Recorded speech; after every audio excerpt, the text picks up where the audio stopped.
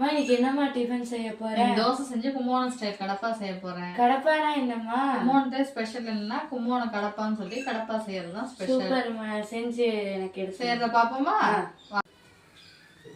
First எண்ணெய் கொஞ்சம் போட்டுக்கணும்.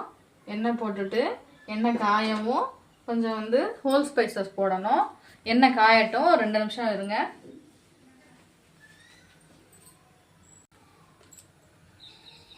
எண்ணெய் காஞ்சிருச்சு. இப்போ இந்த ஹோல் ஸ்பைசஸை போட்டு ஃப்ரை பண்ணணும்.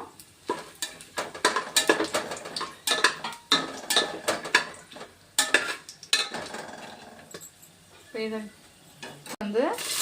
வெங்காயத்தை போட்டு கொஞ்சம் பொன்னிறமாக வதக்கணும்.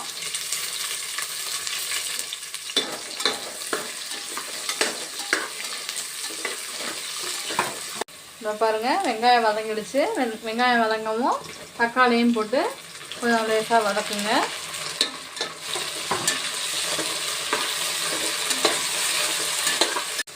இப்போ பாருங்கள், தக்காளி வதங்கிடுச்சு. வதங்கவும் நான் கேரட்டு உருளைக்கிழங்கு போடுறேன். காய் அவங்க இஷ்டம். அது ஆக்சுவலாக உருளைக்கிழங்கு மட்டும்தான் போடுவாங்க. நான் பசங்களுக்காக கேரட்டை உருளைக்கிழங்கு ரெண்டும் சேர்த்து போடுறேன்.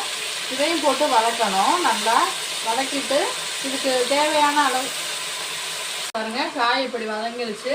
வதங்கவும் இதில் கொஞ்சமாக தண்ணி, காயும் பைத்தம் பருப்பும் வேகிற அளவுக்கு கொஞ்சமாக தண்ணி ஊற்றிக்கோங்க. இப்போ பாருங்கள், நான் இந்தளவுக்கு தான் தண்ணி ஊற்றிருக்கேன்.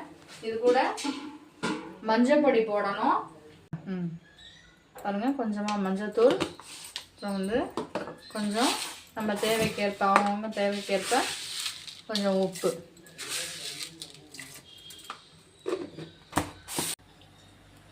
நான் 1.5 டம்ளர் பாசிப்பருப்பு எடுத்து அலசி வச்சுருக்கேன்.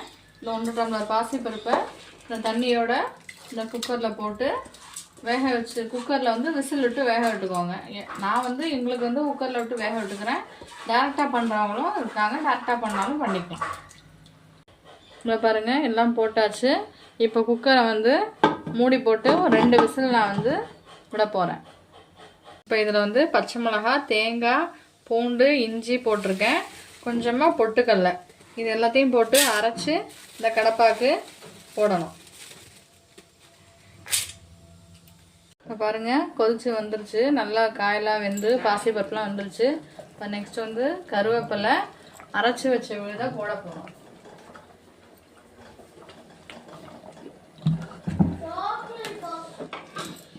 இந்த மாதிரி நைஸாக அரைச்சி வச்சுக்கோங்க. இப்போ விசில் விட்டு எடுத்ததில் இந்த அரைச்சி வச்ச பேஸ்ட் போட்டுடுவோம்.